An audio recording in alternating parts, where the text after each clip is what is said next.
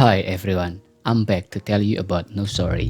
Kali ini, ruang review akan membawakan alur cerita yang jujur dan berbau full spoiler, di mana konten ini memang diperuntukkan bagi yang hanya ingin tahu alur cerita sebuah film.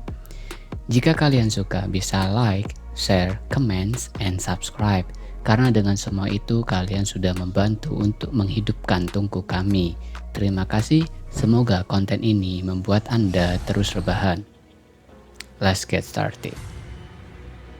Hai para pecinta film Korea, sudah berapa banyak film Korea atau drama Korea yang kalian tonton selama ini? Ditambah adanya pandemi COVID-19. Oke, kali ini ruang review akan membahas film Door Lock. Merupakan film drama thriller Korea Selatan yang tayang pada 5 Desember 2018. Film ini dibintangi oleh Gong Yoo Jin, Kim Hye Woon, dan Kim Sung Oh. Film yang berdurasi 102 menit ini, jika dianalisis dengan teori sastra, maka mengandung unsur intrinsik dan ekstrinsik yang memukau dan susah ditebak. Namun, dalam hal ini penonton akan dibingungkan dengan siapa tokoh sebenarnya yang menjadi penguntil layaknya predator seksual atau psikopat yang suka mantap-mantap. Film Door Lock ini diawali dengan diperlihatkan ramainya kota Seoul pada saat pulang jam kerja, di mana diperlihatkan seseorang gadis sedang dalam perjalanan pulang yang berada di dalam bus.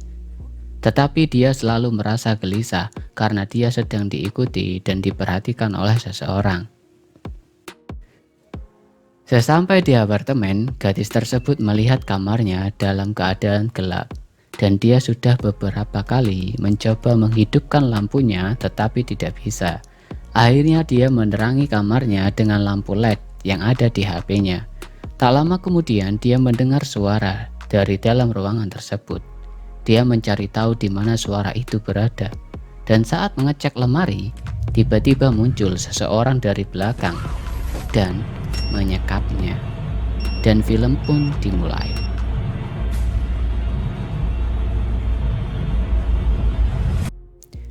Adegan berpindah di apartemen seseorang gadis yang bernama Jo Kyu-min, dan dia sedang tidur dengan seseorang pria.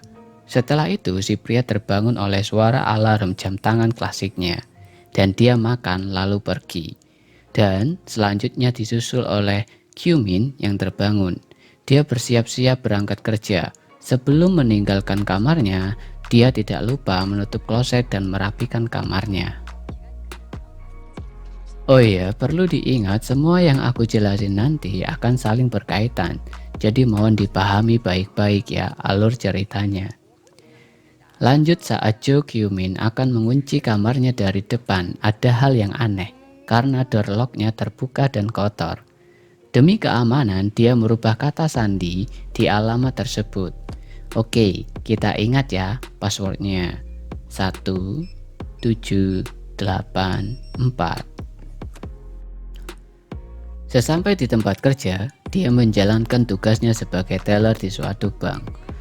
Sepulang kerja, si Kyu-min bertemu dengan sahabat dekatnya, yaitu Oh Yoo-jo.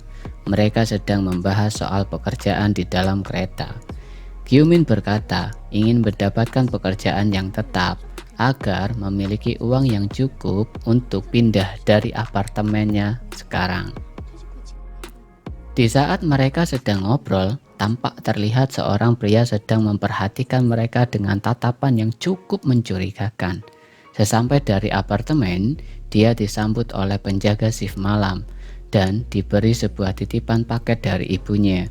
Dia mengetahuinya setelah membaca surat dari ibunya yang ditempel di kamar.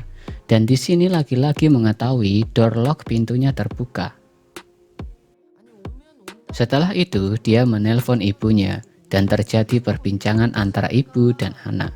Tidak lupa dia juga menanyakan kepada ibunya kenapa membiarkan pintunya terbuka begitu saja.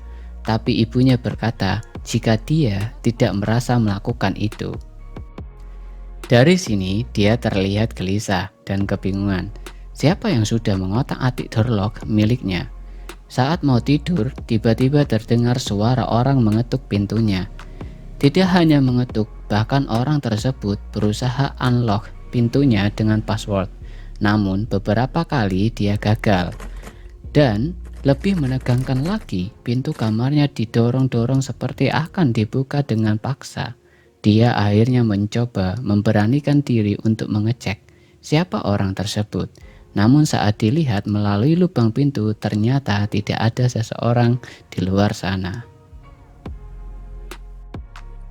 Kyu-min yang merasa khawatir akhirnya melaporkan kepada polisi. Polisi datang dan melakukan pengecekan. Namun karena tidak ada barang bukti yang akurat, akhirnya kejadian tersebut tidak bisa ditindaklanjuti. Dan ternyata menurut keterangan polisi, bukan kali ini saja si Kyu-min melaporkan hal serupa. Berarti dia sudah mengalami kejadian yang sama di hari-hari sebelumnya.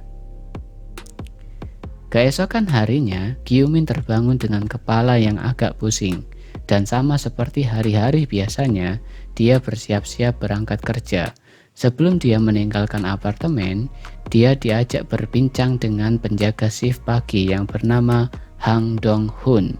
Di sini Kyu-min juga ingin menanyakan untuk memeriksa CCTV di apartemen dan ingin mengecek pelaku semalam yang mengganggunya. Namun karena dia sudah akan berangkat kerja, kejadian ini dilalui begitu saja.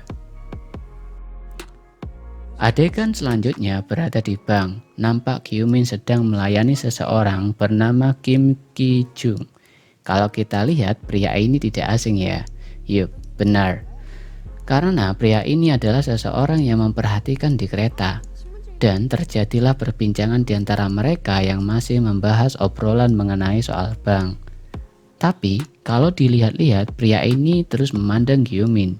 Sepertinya dia menaruh hati. Secara jantan, dia langsung mengajak Kyu-min untuk hangout, yang jelas ditolak dengan jawaban yang sopan. Tidak terima akan hal tersebut, Ki-jung membuat keributan yang akhirnya harus diusir oleh satpam. Sehabis pulang dari tempat kerja, Kyu-min melihat penjaga apartemen shift malam sedang dimarahi polisi karena tidak bisa menjaga tempat tersebut dengan aman. Sehingga banyak masalah terjadi termasuk kejadian Kyu-min yang sebelumnya. Lalu Kyu-min segera bergegas menuju kamarnya karena merasa tidak enak dengan si penjaga apartemen.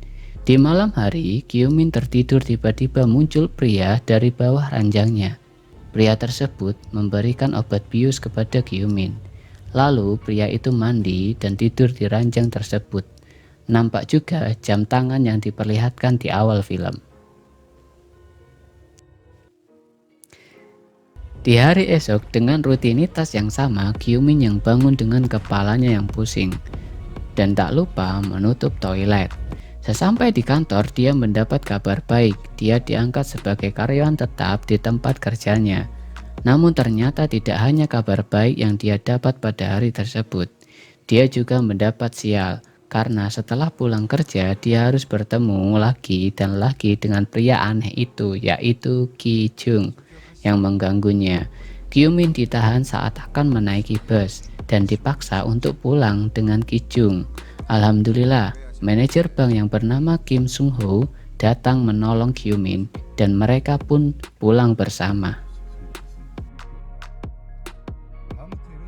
Sesampai di apartemen, Kyu-min melihat kamarnya yang gelap dan dia berusaha menghidupkan lampunya sampai bisa. Kelihatannya bakal terjadi lagi nih kejadian seperti di awal film tadi. Tapi tenang, karena di sini tiba-tiba manajer Kim datang ke kamar Kyu-min. Awalnya hanya ingin mengembalikan dompet Kyu-min yang tertinggal di dalam mobil, namun akhirnya membantu untuk menyalakan lampu di kamarnya.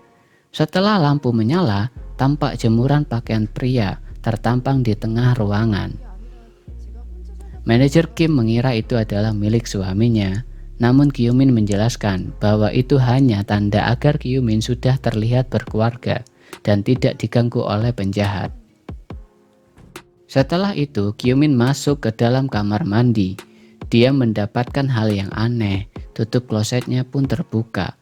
Seperti yang kita lihat di awal film, bahwa Kyu-min kebiasaannya adalah menutup kloset sebelum berangkat kerja. Lantas ulah siapa ini? Di sisi lain, Kyu-min merasa curiga kepada manajer Kim yang tiba-tiba datang ke apartemennya. Padahal si Kyu-min tidak pernah memberitahu nomor apartemennya, lalu dia menanyakan ke manajer Kim. Dan sebelum bertanya, dia sudah terburu-buru ke bawah dengan alasan mengambil kopi, padahal dia memanggil polisi dan meninggalkan manajer Kim sendirian di kamar. Akhirnya Kyu-min kembali lagi ke kamar dengan polisi. Dia rencananya untuk menangkap manajer Kim yang dicurigai selama ini telah mengganggu Kyu-min. Namun betapa kagetnya ketika pintu dibuka, ternyata manajer Kim sudah dalam keadaan tidak bernyawa dengan dasi mengikat di leher. Kyu-min pun dibawa ke kantor polisi untuk diselidiki. Malah dia dicurigai sudah melakukan pembunuhan berencana dengan bersekongkol dengan orang-orang yang membunuh manajer Kim, lalu berpura-pura memanggil polisi. Di sini juga ditegaskan bahwa manajer Kim mengetahui ruangan Kyu-min karena menanyakan kepada penjaga apartemen. Jadi selama ini Kyu-min telah berburuk sangka kepada manajer Kim. Walaupun belum dipastikan sebagai tersangka, namun hal ini jelas berpengaruh terhadap kehidupan Kyu-min. Dia harus menanggung semua konsekuensinya, mulai dari mendapatkan stigma negatif dan jabatannya harus dicopot dari tempat kerjanya. Adegan pun pindah ketika Kyu-min kembali ke kamar apartemen untuk melakukan pengecekan CCTV. Dia ditanya oleh penjaga shift pagi dan mengecek kamarnya. Namun sesuai info dari penjaga shift pagi bernama Hang Dong-hun, CCTV yang berada di depannya adalah CCTV yang sudah rusak, tidak berfungsi, dan menambahkan info bahwa pengetuk pintu udah lumrah. Biasanya itu terjadi ketika orang sedang mabuk dan lupa kamarnya. Di sini kelihatannya Kyu-min tidak puas dengan jawaban tersebut.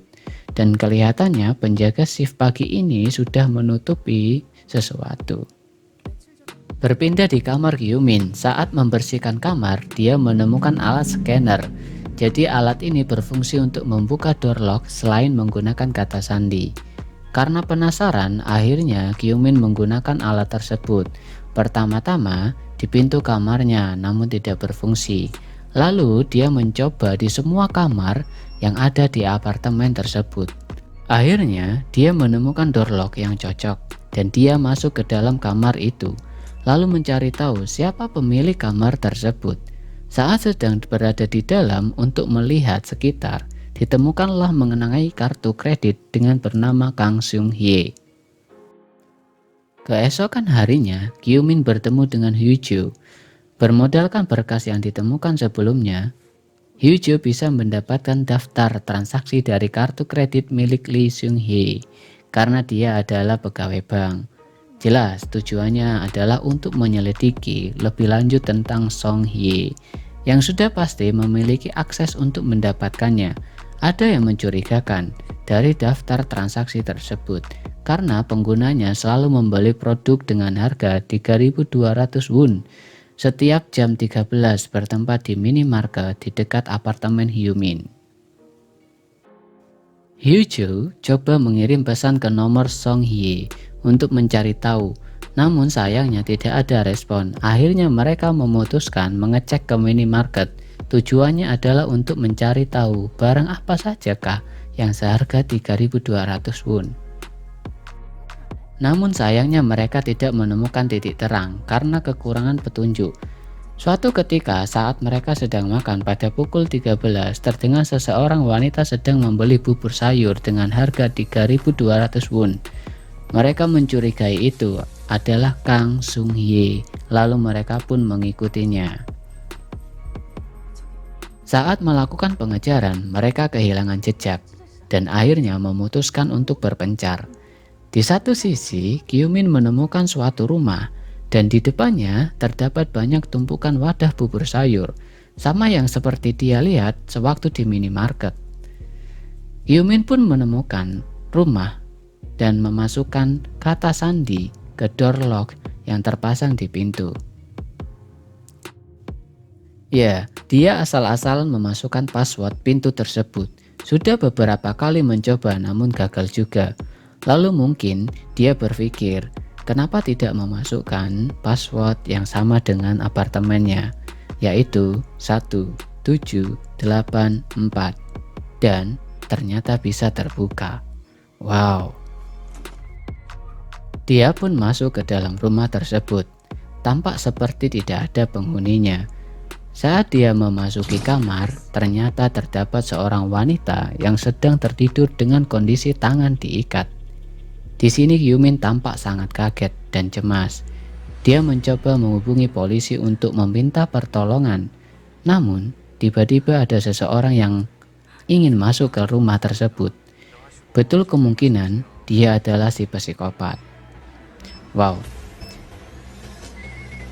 ceritanya bersambung. Gimana rasanya? Mau lanjut? Silahkan komen, share, and like ya. Oke, kali ini sebelum saya melanjutkan ke part 2, saya akan menjelaskan beberapa hal. Sampai sini, aku akan memberitahu sedikit kesimpulan untuk mempermudah kalian memahami ceritanya. Pria yang selama ini tidur bersama Kyu-min adalah seorang psikopat yang menyukai Kyu-min. Jadi saat malam tiba dan Kyu-min sedang tertidur, pria ini baru menampakkan diri dari tempat Kyu-min. Jika kalian bertanya-tanya nih, loh kenapa kok Kyu-min tidak bangun dan tidak mempergoki pria tersebut? Jawabannya adalah karena setiap pria ini muncul, dia langsung memberi Kyu-min obat bius, sehingga membuat Kyu-min tidak tersadar. Maka dari itu, si pria ini bebas melakukan apapun di kamar tersebut. Tentunya obat bius ini memiliki efek samping yang terdampak pada tubuh Kyu-min. Terbukti ya, ketika Kyu-min bangun tidur, dia selalu merasa sakit kepala. So far guys, kalian sudah mulai paham ya? Tapi, saya mempunyai pertanyaan besar atau garis besarnya, siapa sih si psikopat ini? Apakah manajer Kim? Jelas bukan, karena dia sudah mati, terbunuh di kamar Kyu-min oleh si psikopat. Mungkin saja karena dia tampak mencurigakan selama ini, dan tampak juga dia terobsesi dengan si Kyu-min. Bagaimana dengan penjaga apartemen shift malam? Jelas tidak mungkin, karena saat pembunuhan manajer Kim dia sedang berada di pos jaga. Apakah mungkin itu adalah penjaga apartemen shift pagi? Wah, kita nggak ada bukti, memiliki banyak bukti untuk mencurigainya ya. Atau mungkin nanti akan muncul seseorang yang tidak diperkenalkan dalam cuplikan ini. Bisa jadi. Apakah kalian penasaran? Jangan lupa subscribe dan aktifkan lonceng agar tidak ketinggalan yang selanjutnya. Dan sampai jumpa, see ya.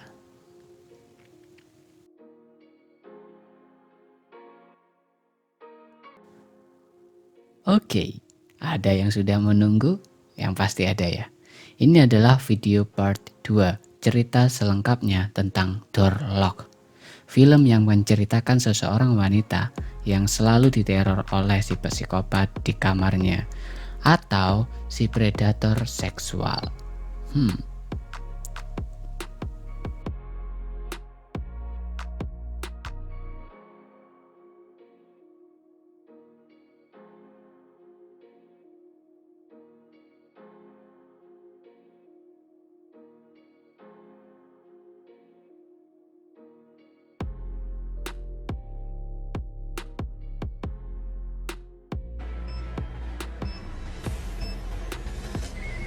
Akhirnya, Kyu-min dipertemukan dengan si psikopat.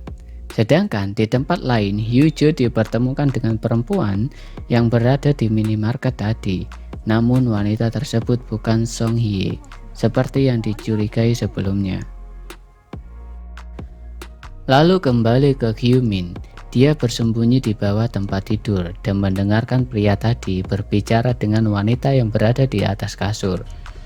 Si pria berkata bahwa ada SMS masuk dari seseorang bernama Hyo-jo yang mencarinya, dan ucapannya tersebut menyatakan bahwa yang berada di atas kasur tersebut adalah Song Hye. Karena yang kita ketahui bahwa Hyo-jo pernah mengirim SMS ke Song Hye untuk mencari informasi. Lalu si pria berkata bahwa saat ini dia sudah menemukan pengganti Song Hye, yaitu seorang perempuan yang mempunyai apartemen tempat tinggal di atas pas kamar Song Hye. Hyumin kaget mendengarnya, karena kamar itu adalah kamarnya. Jadi fix, pria ini adalah si psikopat yang selalu meneror Hyumin. Di sini Hyumin melihat jam tangan yang dipakai si psikopat. Lalu Hyumin berpindah tempat untuk bersembunyi di belakang pintu, dan dia melihat hal yang aneh, yang mengagetkan, karena kaki Song Hye sudah dimutilasi. Bahkan, psikopat itu mulai membunuh Song Hye, karena dia merasa sudah mendapatkan target barunya, yaitu Hyumin. Di sini, psikopat itu mencoba ingin menggergaji tangannya. Untung saja, seekor kucing yang menggagalkan aksinya tersebut. Tidak tahan dengan aksi tersebut, akhirnya Hyumin memutuskan untuk kabur.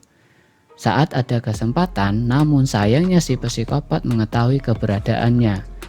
Hyumin pun bingung. Akhirnya dia lari. Just info bahwa rumah si psikopat ini berada di daerah yang tidak banyak penghuninya.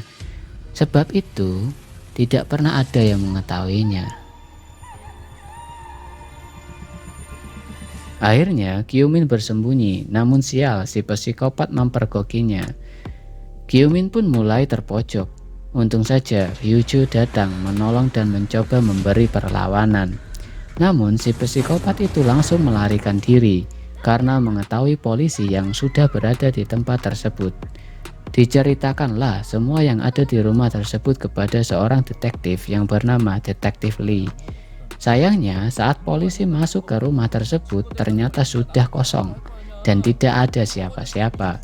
Jadi sulit untuk menemukan pelakunya. Ditambah lagi, Hyumin hanya bisa menunjukkan bahwa si psikopat ini menggunakan jam tangan kuno atau klasik.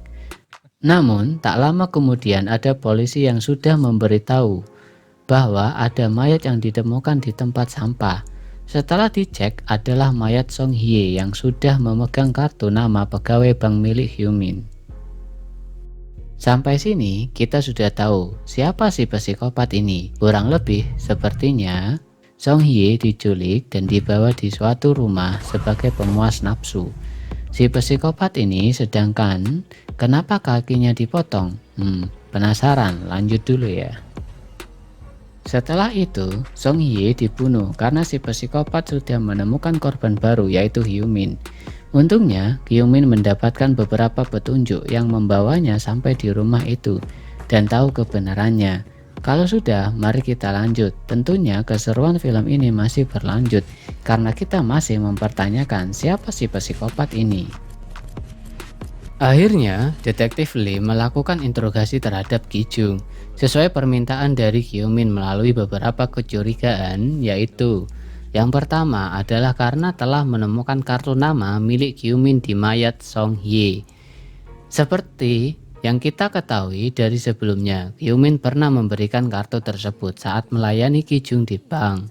Yang kedua, karena Ki-jung selama ini bersikap aneh dan mengusik Hyumin. Dan ketiga, Ki-jung pernah tertangkap CCTV saat sedang mengutip Hyumin di apartemen.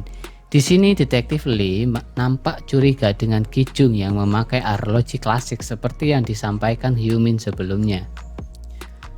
Kita mungkin tidak asing dengan arloji ini, nampak sama seperti dengan yang digunakan si psikopat di kamar Hyumin dan di rumah penculikan tadi.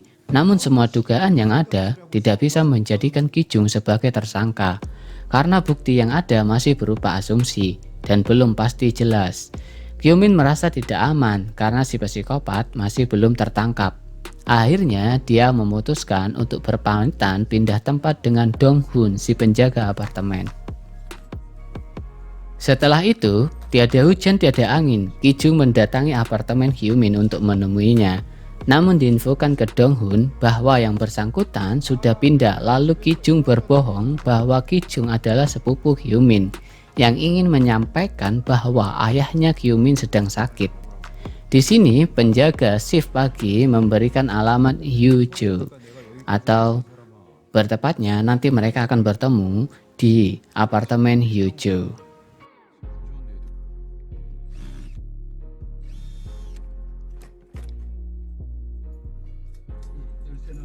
Sampai suatu ketika, Yumin mendapatkan paket yang berisi ponsel. Di ponsel tersebut tampak beberapa foto dirinya yang sedang tidur. Sudah pasti itu dikirim oleh si psikopat cabul yang sering tidur di kamar Yumin. Kejutan tidak sampai di situ. Tidak lama kemudian ada video call dari Hyuju. Namun setelah itu diterima adalah si psikopat yang berada di kamar Hyuju. Ngeri ya. Hal ini membuat Hyumin panik dan terburu-buru menuju kamar Hyuju. Karena dia takut terjadi hal-hal yang tidak diinginkan. Tapi bodohnya, dia lupa mengunci kamarnya dan membiarkan kuncinya di atas meja. Sesampai di kamar Hyuju, dia langsung menggedor pintu, namun tidak ada respon. Sementara itu, video call masih berlangsung memperlihatkan kaki Hyuju yang akan digergaji oleh si psikopat. Gimana sih perasaan kalian kalau lihat kayak gini? Dan saat akan menjebol gagang pintu dengan apar, tiba-tiba datang Kijung yang memukul Yumin sampai jatuh. Di sini Yumin melawan karena tidak diterima sahabatnya telah dicelakai. Untung saja detektif Lee segera datang dan menyelamatkan dan meringkus Kijung. Sedangkan Yumin masuk kamar dan mendapatkan temannya sudah terluka akibat kakinya digergaji, namun untungnya belum selesai dan tidak sampai putus.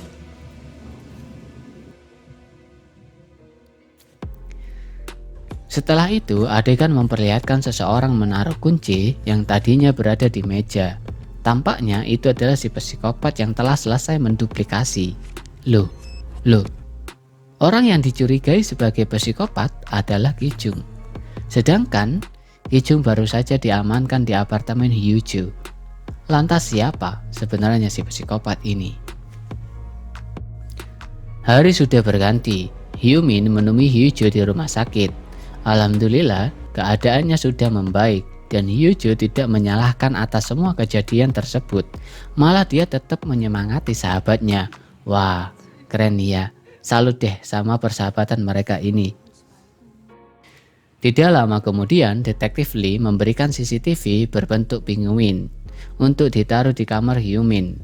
Tidak lain, CCTV ini untuk mengetahui apabila terjadi sesuatu, hal-hal yang tidak diinginkan. Lalu, ditaruh pada rak di atas tempat tidurnya. Suatu malam, Hyumin sedang berbelanja di minimarket dan dia bertemu dengan Dong-won. Dia penjaga shift pagi di apartemen sebelumnya. Namun hal yang membuat Hyumin berpikir ketika melihat Dong-un membeli bubur sayur sama seperti yang dia temukan di rumah penculikan dan tampak juga arloji klasik yang dipakai Dong-hun. Sepertinya tidak asing baginya yang digunakan oleh psikopat. Wow, apakah hanya kebetulan saja karena juga Kijung yang mempunyai arloji yang sama? Sebentar lagi kita akan mengetahui kebenarannya seperti apa dan siapakah psikopat ini. Hyumin yang takut langsung terburu-buru keluar dari minimarket dan dia memutuskan pulang. Sesampai di kamar, dia mendapatkan telepon dari detektif Lee yang menginfokan bahwa Kijung bukan pelaku utama. Kijung bukan pelaku dari kasus yang semua ini kita amati sampai sekarang. Karena hasil tes DNA-nya tidak cocok. Lebih mengkagetkan lagi, Kijung sudah mati dibunuh oleh seseorang. Berarti kita sudah tahu siapa pelakunya. Oke, kita lanjut dulu ya. Hayo. Hyumin tampak syok. Lalu lagi-lagi menemukan hal yang mengagetkan karena nampak bubur sayur yang tadi dibeli oleh Dong-hun di atas meja kamar Hyumin. Keadaan diam dan risau. Dia membuka HP dan mengecek CCTV penguinnya yang terletak di atas kasurnya. Ternyata ada seseorang telah masuk ke dalam kamarnya dan tidak lain dia adalah Dong-hun, si penjaga shift pagi atau si psikopat itu. Lalu Dong-hun bersembunyi di bawah kasur Hyumin. Jadi tadi yang menduplikasi kunci adalah Dong-hun ya, agar dia memiliki akses keluar masuk kamar Hyumin. Perasaan Hyumin mulai tampak nggak karuan. Berarti di bawah Hyumin sekarang ada Dong-hun yang kapan saja mencelakainya. Lalu tanpa pikir panjang, Kyu-min berusaha untuk kabur. Namun sayangnya, dia dengan mudah tertangkap oleh si psikopat cabul ini.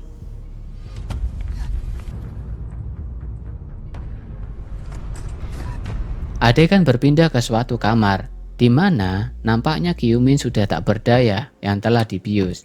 Dia nampak ketakutan dan ingin pergi dari tempat tersebut. Dan si psikopat pun itu memberi kesempatan untuk kabur. Namun dengan konsekuensi, jika tertangkap lagi kakinya akan dipotong. Oh, mungkin ini juga yang terjadi pada Song Hye yang kakinya digergaji. Wow, sadis. Akhirnya, Kyu-min pun melawan dan mencoba untuk kabur. Namun usahanya sia-sia karena seluruh tempat tersebut sudah tertutup. Sehingga sulit untuk keluar. Dan dia memutuskan untuk bersembunyi. Dong-hun pun dicurigai berada di hotel yang sudah tutup karena memang tempatnya yang jauh dari kota dan sangat aman untuk melakukan kejahatan. Kejahatan apa? Mantap-mantap. Apa? Bercocok tanam. Kayak judulnya. Apa sih? Di tempat lain, detektif Lee mendapatkan info jika Dong-hun, si penjaga apartemen ini, menghilang sehari setelah kematian Ki-jung. Dong-hun atau si psikopat ini semakin dicurigai karena dulu dia pernah kerja di suatu hotel. Sering terjadi kejadian yang aneh seperti seorang wanita yang bunuh diri dan ada juga seorang wanita yang menghilang. Lalu dikabarkan juga bahwa Dong-hun pergi ke Seoul setelah kejadian tersebut. Sampai akhirnya hotel tersebut ditutup sampai saat ini. Setelah menganalisa semuanya, singkat cerita, detektif Lee menemukan hotel itu dan masuk ke dalamnya. Dan ternyata, tanpa diduga-duga, Dong-hun yang di dalamnya sudah menyambut dengan perkelahian. Awalnya si detektif unggul dalam pertarungan, namun nasib si detektif pun terbunuh di tangan psikopat ini. Tidak sampai di sini, si psikopat cabul ini juga berkelahi dengan si Kyu-min. Sampai tiba-tiba mereka kejatuhan lemari yang berukuran besar dan tangan si psikopat tertusuk paku. Tidak ada kapok-kapoknya kayaknya nih orang. Sampai-sampai dia masih berpikiran untuk mencium atau berhawa nafsu dengan si Kyu-min. Tapi tenang saja, karena Kyu-min bisa mengalahkan kok secara dia aktor utamanya ya. Setelah mendorong Dong-hun ke belakang sampai kepalanya tertusuk paku dan mati seketika. Di sini ceritanya menjadi bahagia karena Kyu-min terlepas dari keresahannya yang selalu diikuti oleh seseorang atau si psikopat. Tapi Kyu-min tidak dipenjara atas pembunuhan tersebut karena dia dianggap sebagai pembelaan diri. Okay guys, thank you for watching. See you on the next video.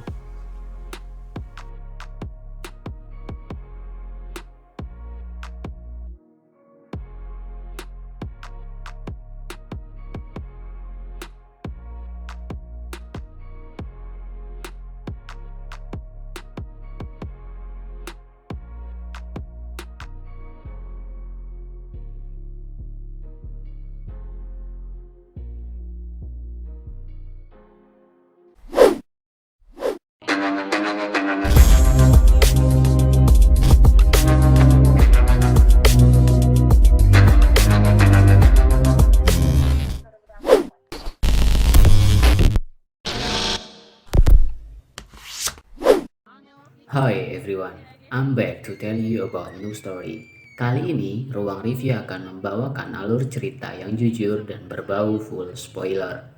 Di mana konten ini memang diperuntukkan bagi yang hanya ingin tahu alur cerita sebuah film. Jika kalian suka bisa like, share, comments, and subscribe. Karena dengan semua itu kalian sudah membantu untuk menghidupkan tungku kami. Terima kasih, semoga konten ini membuat Anda terus rebahan. Let's get started. Akhirnya, aku bisa menceritakan film dokumenter kriminal Amerika ini yang diangkat dari kisah nyata yang berjudul American Murderer Family the Next Door yang dirilis pada tanggal 30 September tahun 2020. Dan sudah bisa kalian tonton di Netflix ya. Film ini bercerita tentang pembunuhan keluarga Watts tahun 2018 yang terjadi di Phoenix, Colorado. Apakah kalian sudah penasaran dengan film kriminal dokumenter ini? Here we go. Film dimulai dari perkenalan seorang wanita yang bernama Shannon. Di sini Shannon membagikan kebahagiaan dirinya bersama keluarga kecilnya. Dia juga memperkenalkan kedua putrinya yang cantik dan suaminya yang bernama Chris Watts. Di sana dia menjelaskan kepindahan dirinya di Colorado setelah pernikahan dengan Chris. Shannon menceritakan betapa senangnya bisa tinggal di Colorado, ditambah lagi dengan berita yang lain yaitu Chris mendapatkan sebuah pekerjaan yang dimana dirinya merasa dihargai. Tercatat, kejadian pada tanggal 13 Agustus dini hari sekitar pukul 02 pagi, terlihat Shannon baru tiba dari rumahnya setelah diantar oleh sahabatnya, Nicole. Scan ini adalah rekaman CCTV di rumahnya di mana kejadian ini adalah kejadian terakhir ketika Shannon masih hidup. Dia juga tidak mengetahui kejadian seperti apa yang akan menimpanya beberapa jam ke depan mengenai hidupnya. Di pagi harinya, Nicole berusaha menghubungi Shannon sekitar jam 9 pagi. Di sana, dia ingin menanyakan mengenai janji untuk bertemu dengan seseorang dokter. Hingga 3 jam berlalu, Shannon tidak membalas pesannya. Sekitar pukul 12 siang, akhirnya Nicole memutuskan untuk mengunjungi rumahnya karena Nicole merasa khawatir. Sesampai di rumah Shannon, ternyata rumahnya terkunci rapat. Dia pun tidak menemukan Shannon di rumahnya. Telepon, mengirim pesan, pun dia tidak membalas. Karena dia takut jika terjadi apa-apa dengan sahabat baiknya, Nicole pun menghubungi pihak kepolisian. Setelah polisi sampai di rumah Shannon, Nicole pun menjelaskan kekhawatirannya. Tapi pihak kepolisian tidak bisa menerobos masuk dikarenakan mereka belum memiliki surat izin. Karena hal itulah mereka menunggu suami Shannon, Chris yang sedang bekerja, sesegera pulang ke rumahnya karena telah dihubungi pihak kepolisian. Tak lama kemudian, Chris pun sampai di rumah dan mereka pun masuk ke rumah Chris. Setelah memeriksa, mereka tidak menemukan Shannon dan kedua anaknya di dalam rumah itu. Chris pun memberitahu kepada polisi jika selimut yang biasanya digunakan anaknya tidur telah hilang dibawa pergi. Pihak polisi juga menemukan HP Shannon yang tertinggal dalam keadaan off. Chris mengatakan kemungkinan jika Shannon pergi ke rumah temannya. Tapi pertanyaannya, kenapa HP yang sangat penting itu tidak dibawa oleh Shannon? Setelah HP dihidupkan, terdapatlah banyak pesan yang masuk, termasuk pesan dari Chris jam 8 pagi yang menyatakan jika membawa pergi anaknya, beritahu aku di mana mereka. Nicole pun menekankan bahwa ini terjadi keanehan. Dia menemukan obat yang biasanya dipegang oleh Shannon. Mengapa barang seperti itu tidak dibawa oleh Shannon jika dia benar-benar pergi?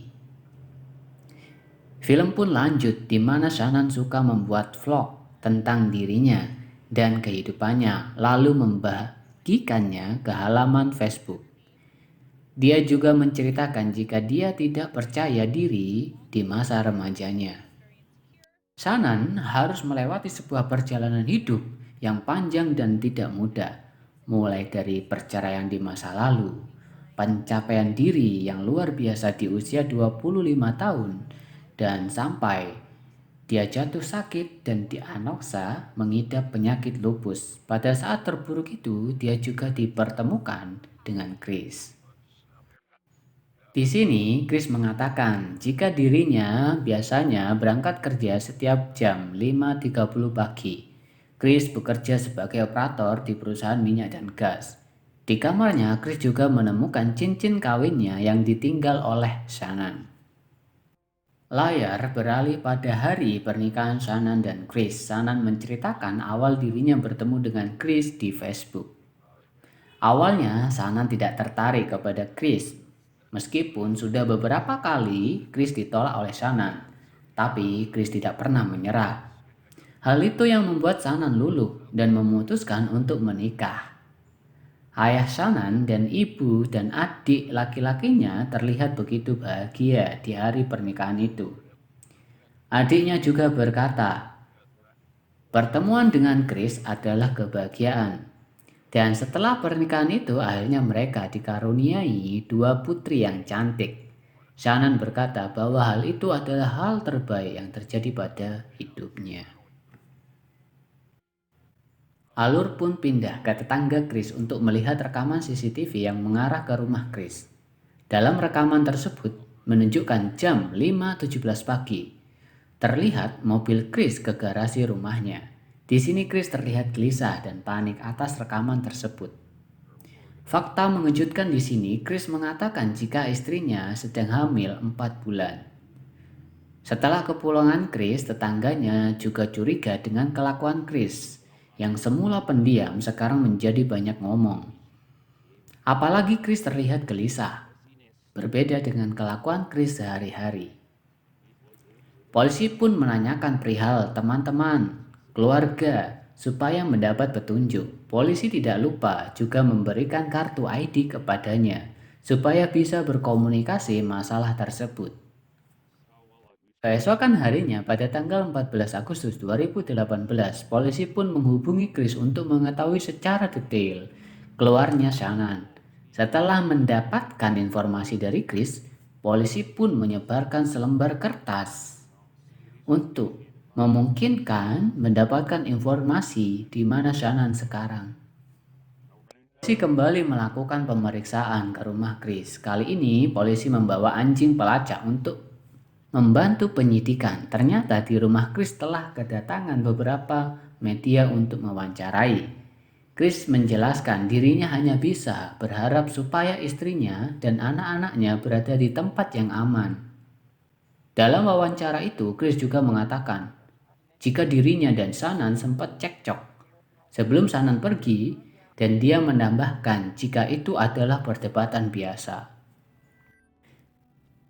Keanehan muncul ketika wawancara. Chris terlihat sangat santuy banget menghadapi media. Dia tidak terlihat seperti orang yang kehilangan anak dan istri, bahkan dia tidak menangis dan sedih. Chris pun dipanggil ke kantor polisi untuk diinterogasi lebih dalam.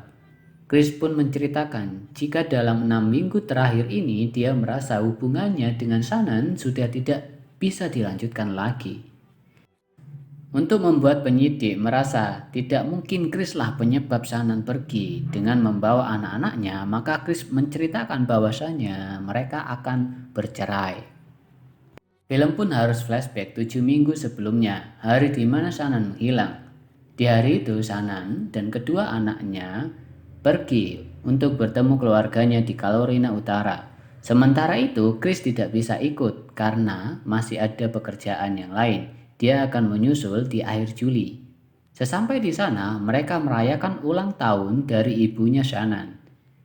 Diketahui Shannon dan anak-anaknya juga mengunjungi orang tuanya, Chris. Di sana ada cekcok antara Shannon dan ibu Chris.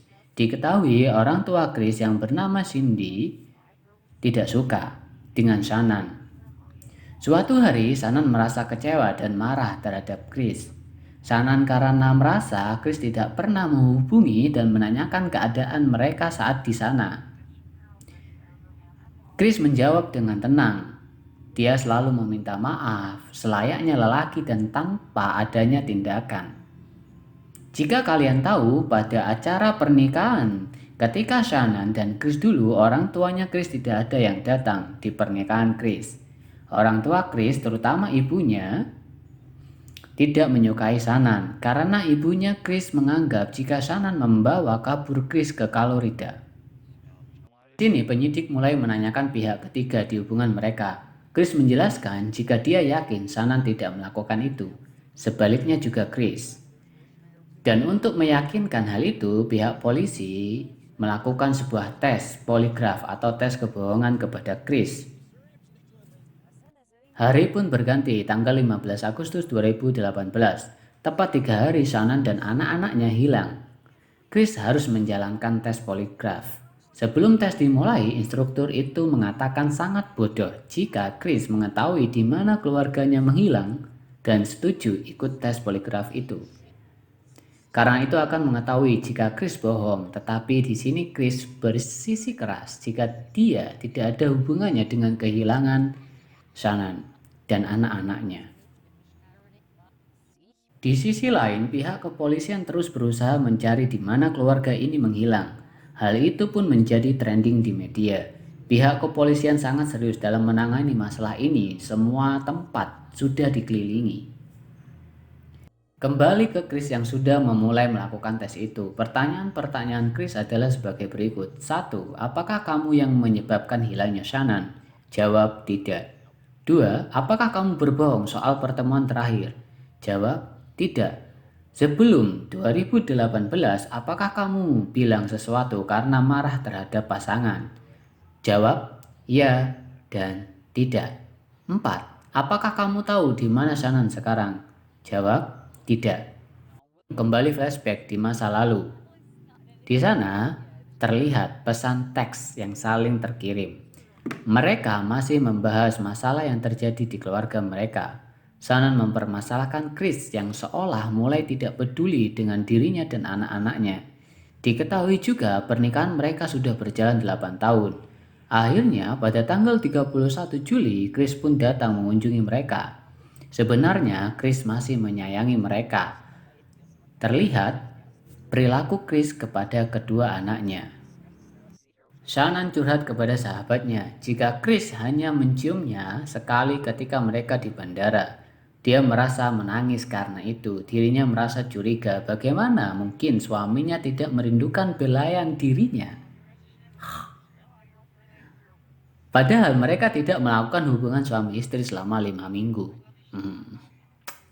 Malam harinya, ketika kedua anaknya tidur, Shannon mengajak Chris untuk berhubungan seperti suami istri. Sebenarnya Chris tahu maksud dari Shannon, tetapi Chris malah melakukan push up. Shannon pun seperti ingin menangis karena dia merasa selama 5 minggu tidak bertemu dengan Shannon, Chris pasti mendapatkan kesenangan itu dari orang lain. Kali di mana Chris diinterogasi, akhirnya polisi memberitahu hasil dari tes poligraf itu kepada Chris. Hasilnya sangat jelas tidak jujur dalam tes tersebut dan dia dinyatakan tidak lulus tes itu. Di sini Chris masih bersikukuh jika dia tidak berbohong. Akhirnya Chris didesak dengan pertanyaan, apa yang sebenarnya terjadi? Film kembali di mana Shannon sudah kembali ke rumah Colorado demi bisa berhubungan intim dengan Chris. Sampai Shannon membuka bajunya di depan Chris, tapi apa yang terjadi? Chris pun menolak surga duniawi yang diberikan oleh Shannon. Hal itu membuat Shannon menangis kurang lebih dari 1 jam. Wow. Setelah itu, Shannon pun membangunkan dan menanyakan Chris tidur dengan siapa. Di sini Chris menyangkal, jangan membahas sekarang. Di sini Shannon yang curhat kepada temannya beropini jika hal itu ada sangkut pautnya dengan orang tuanya. Film lanjut dengan sebuah foto perempuan cantik yang bernama Nicole Sanger. Tepatnya pada 15 Agustus 2018, polisi mulai menginterogasinya. Dari pengakuannya, dia bertemu Chris awal Juli di kantornya. Otomatis 2 minggu sebelum Shannon pergi ke rumah ibunya Chris. Chris pun sudah berkenalan dengan perempuan ini. Ternyata dari pengakuan wanita ini mereka telah melakukan hubungan lebih dari sekedar pertemanan. Sanger sudah mengetahui jika Chris sudah mempunyai anak dan istri. Chris mengatakan pada Sanger jika dia dan istrinya dalam proses perceraian. Keraguan Shannon selama ini benar. Tetapi Shannon salah berasumsi karena dia telah menuduh Chris berubah karena dirinya. Faktanya Chris mempunyai wanita idaman lain. Selama kepergian Shannon ke Carolina Utara, selama itulah Chris berhubungan Sanger. Di sini Chris meminta untuk bertemu dengan ayahnya. Chris menceritakan apa yang terjadi kepada ayahnya. Awal mulanya, Shannon dan Chris sempat berdebat dan bercekcok mengenai perceraian. Hal itu yang membuat Shannon marah dan menghabisi kedua anaknya. Kembali di tempat di mana Chris diinterogasi, akhirnya dia mengaku jika dirinya telah berselingkuh. Dia menceritakan hubungan gelapnya dengan Sanger. Setelah itu mereka pun menanyakan perihal kenapa dia tidak menangis ketika kedua putrinya menghilang. Chris tidak terlalu khawatir karena menurutnya keluarganya masih berada di suatu tempat yang aman. Melihat hal itu, Chris pun hilaf dan ikut membunuh Shannon istrinya. Ayahnya sangat kaget dengan kelakuan anaknya itu. Mendengar pengakuan Chris, petugas masuk dan menanyakan di mana lokasi Chris memakamkan keluarganya. Disinilah Chris baru terlihat sedih dan menangis dengan apa yang sudah terjadi. Polisi pun menanyakan lokasi di mana keluarganya dikubur. Awalnya Chris menunjukkan tanah kosong sekitar tangki minyak. Di sanalah dia mengubur Shannon. Sedangkan kedua anaknya dia masukkan ke dalam tangki minyak yang berada di sana. Mereka juga menemukan spray yang digunakan Shannon. Di sini petugas belum percaya 100% jika Shannon yang membunuh anaknya. Mereka menuduh jika Chris lah yang membunuh anaknya. Tapi Chris masih dengan jawaban yang pertama. Film pun kembali 3 hari sebelum pembunuhan itu terjadi, pada tanggal 10 Agustus 2018. Di hari ini Shannon dan Nicole, temannya, pergi ke Arizona untuk beberapa hari ke depan karena masalah pekerjaan. Sedangkan Chris bertugas menjaga anak-anaknya selama kepergian Shannon. Sebelum pergi, Shannon sempat menulis surat yang berisi dia akan berusaha memperjuangkan pernikahan mereka. Di sini, Shannon juga memberikan sebuah surat yang menyatakan bahwasannya Shannon sangat rindu kepada Chris dan anak-anaknya. Dan dia juga berjanji akan akur dengan mertuanya yang menurutnya itulah akar masalahnya. Di sini Shannon belum tahu kalau suaminya berselingkuh. Pada hari keempat, akibat dari pengakuan Chris, pihak kepolisian akhirnya menggali dan mencari lokasi di mana keluarga Chris dikuburkan. Dan mereka menemukan jasad Shannon dan kedua putrinya di tempat itu. Semua orang tidak menyangka dengan keburukan ini atau kelakuan Chris kepada keluarganya. Mereka bersama-sama menyalakan lilin dan mendoakan Shannon dan kedua putrinya di depan rumahnya. 2 hari sebelum pembunuhan, tepatnya tanggal 11 Agustus 2018, saat itu Shannon di Arizona mengirim pesan kepada Chris untuk menanyakan kabar anak-anaknya dan percakapan di hari itu terlihat baik-baik saja.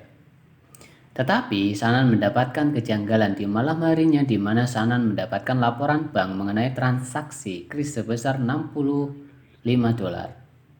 Shannon pun mulai curiga dengan perselingkuhan Chris dan Sanger. Di sini terlihat di mana Chris telah mencuri atau mentransaksi uang diam-diam sebesar $65 dan itu membuat Shannon curiga. Hari persidangan pun tiba. Chris di sini tetap bersikukuh dengan jawaban bahwa Shannon lah yang membunuh anak-anaknya. Saat itu hukuman belum memutuskan dengan mengetok palu karena membutuhkan waktu yang lama untuk memberikan hukuman yang tepat untuk Chris.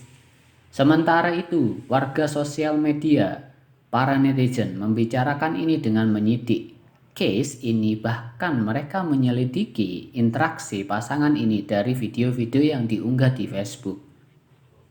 Dan beberapa netizen berpendapat bahwa bukan Shannon yang membunuh anak-anaknya, melihat dari mana kedekatan seorang ibu dan anak. Akhirnya, Shannon pun kembali ke Colorado. Sampai di rumah pukul 1.45 pagi setelah diantar oleh temannya Nicole. Dilihat pada skin awal ya. Dan itulah terakhir kali Shannon terlihat masih hidup di dunia. Film beralih setelah 3 bulan pembunuhan itu terjadi pada tanggal 6 November 2018.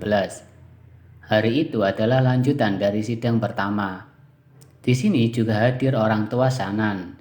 Dalam persidangan itu, Chris mengaku bersalah dengan 9 dakwaan, termasuk membunuh Shannon dan kedua putrinya. Dan Chris terdakwa atas pembunuhan Nick Watch, anak di dalam kandungan Shannon. Ini jelas berbeda dengan pengakuan dari sidang pertama. Karena pengakuan dirinya, Chris terlepas dari hukuman mati, tetapi Chris dijatuhi hukuman seumur hidup. Dan akhirnya Chris menceritakan apa yang terjadi di malam itu di persidangan kedua. Chris mengetahui bahwasanya laporan bank itu sudah diterima oleh Shannon. Setelah Sanan sampai dan tiba di rumah, mereka pun melakukan hubungan suami istri. Keesokan harinya, Chris mengatakan jika hubungan mereka tidak bisa dipertahankan lagi. Hal yang ditakutkan itu pun terjadi. Dia pun menghabisi nyawa Sanan dengan mencekik. Mirisnya Sanan tidak melawan. Tak lama kemudian, salah satu anak mereka masuk dengan membawa selimut merahnya. Melihat ibunya terguling di atas ranjang, dia pun bertanya, "Ada apa dengan ibu?" Chris kemudian membungkus Sanan dengan spray. Dia juga mulai memparkirkan mobilnya ke garasi. Shannon diletakkan di belakang bawah kursi, sementara dua anaknya duduk dan berpelukan. Dan Chris tidak tega untuk membunuh mereka juga sebenarnya. Tapi Chris tetap membunuh kedua anaknya, dan Chris akhirnya membuang jasad mereka ke dalam tangki minyak. Sementara Shannon dikubur tidak terlalu jauh dari sana. Ini keterangan Chris di dalam persidangan. Dan Chris pun mengirim pesan ke Salger tentang masa depan dengan dirinya. Wah, parah nih mah. Dalam persidangan yang dramatis itu, akhirnya Chris pun dijatuhi hukuman dengan 3 kali dugaan dan dihukum selama seumur hidup. Di akhir film, ayahnya Shannon berkata jika anak perempuannya adalah wanita yang tangguh. Dia sangat yakin jika Shannon anaknya dibunuh dalam keadaan tidur, karena dia merasa tidak mungkin anaknya tidak melawan. Dan film pun diperlihatkan dengan cuplikan-cuplikan di awal film. Dari film ini kita bisa belajar, ada begitu banyak unggahan keluarga bahagia di media sosial yang bikin kagum sekaligus iri. Suami dan istri yang akur, anak-anak yang sehat dan materi yang berkecukupan. Media sosial hanya sebagai panggung sandiwara di mana sebagai pengguna dia hanya memperlihatkan sisi baik saja. Seperti gunung es yang hanya memperlihatkan puncak yang indah, putih dan halus. Di bagian dalamnya mana kita tahu apa yang ada. So, jadilah pengguna sosial yang bijak. Thank you for watching. See you on the next video.